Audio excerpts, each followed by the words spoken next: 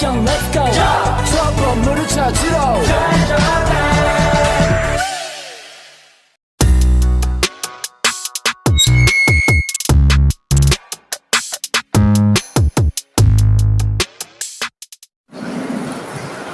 Halo semuanya, halo sobat-sobat SMP. Selamat datang di podcast Study Group Kelompok 3. Saya Asyirin Putra Stamani sebagai host pada podcast pada hari ini. Mari kita mengupas fenomena sosial dan budaya di seluruh Indonesia. Mari kita sambut tamu-tamu kita pada hari ini. Halo semuanya. Hai. Selamat datang di podcast Study Group Kelompok 3. Sebelum kita memulai pembahasan kita secara jelas, ada banyak yang mengenai diri terlebih. Nama dari kita ya. Perkenalkan nama saya Muhammad Firmani. Perkenalkan nama saya Firmani. Halo semuanya, perkenalkan nama saya Rizal Fatimani. Halo, perkenalkan nama saya Rizal Fatimani. Halo, perkenalkan nama saya Muhammad Firmani. Kita sudah memperkenalkan diri, jadi mari kita mulai membahas secara mendalam tentang sistem kekerabatan matrilineal. Jadi, menurut kalian apa itu sistem kekerabatan matrilineal? Matrilineal adalah sistem yang menarik garis keturunan hanya dari pihak ibu. Oh, hanya dari pihak ibu. Jadi, intinya apa ya? Apa itu hanya tentang garis keturunan dari ibu? Garis keturunan adalah fondasi, tetapi sangat kompleks. Sistem matrilineal mengatur hampir seluruh aspek kehidupan, diantaranya waris.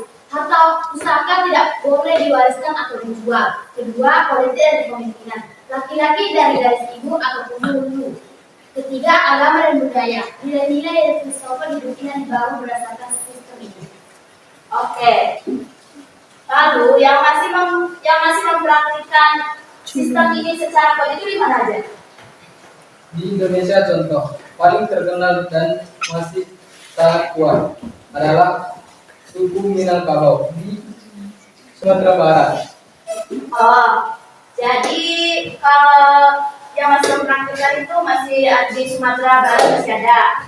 Lalu dalam struktur keluarga matrilineal itu peran ibu itu kayak gimana sih?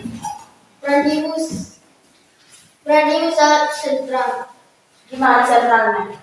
Dia adalah wali mandor dan penanggung jawab utama bagi anak-anaknya dari saudara perempuan.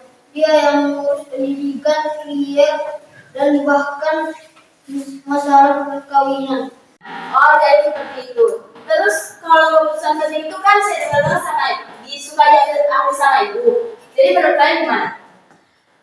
Prosesnya sangat kolektif dan musyawarah. Untuk keputusan besar seperti pernikahan akan melibatkan nenek mama atau para paman.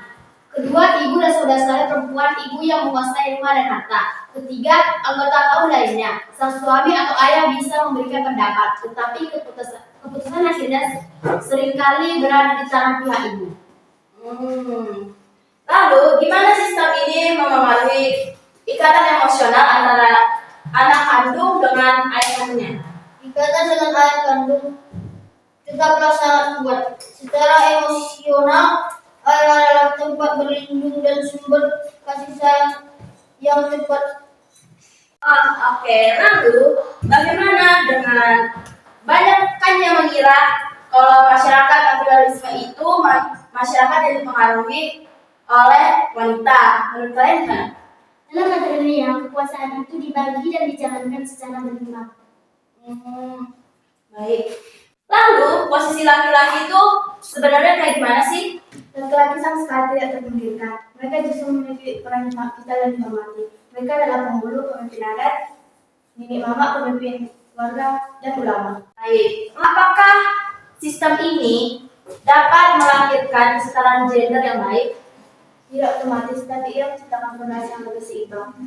Keuntungan besarnya adalah perempuan memiliki jaminan ekonomi dan hak waris yang jelas. Oke. Lalu bagaimana masa depan sistem kekerabatan matrilineal ini? Saya yakin sistem ini tidak akan punah, tetapi akan terus berevolusi. Bentuknya mungkin tidak akan sekuat dulu. Oke, mungkin pembahasan kita cuma sampai di sini aja. Karena sudah mau menerima undangan dari kami, saya ucapkan terima kasih. See